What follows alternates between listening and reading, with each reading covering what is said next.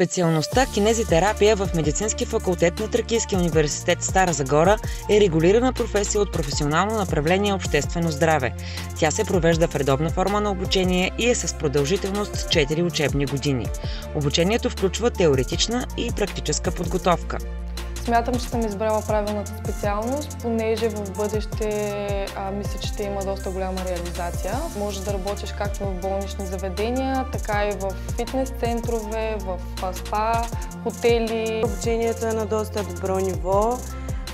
Наистина ходенето по базите страшно много помага за нашето развитие, тъй като пряко работим с пациентите. Тази специалност основно се занимава с хора, които са след посттравматично или постоперативни интервенции, като е интересна самата специалност, преподавателите са добре настроени, учебният процес върви нормално. Много добре се чувствам в самата специалност и в Тракийския университет.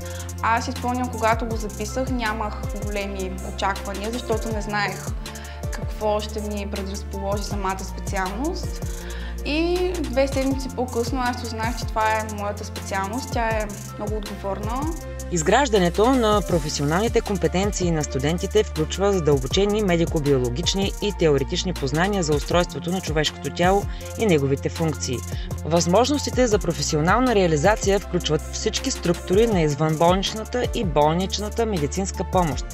Завърших миналата година специалност кинезитерапия в Тракийския университет. В момента успешно успях да се реализирам, работя си по специалността.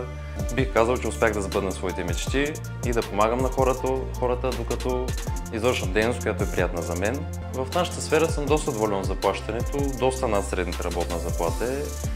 Хубавото, което е, пак казвам, ние виждаме радостта в очите на нашите пациенти, защото правим много добро дело за тях.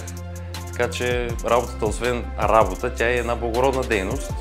Медицински факултет на Тракийския университет Стара Загора всяка година обявява прием в специалност кинезитерапия. Приветствам ви да станете наши колеги! Чакаме ви!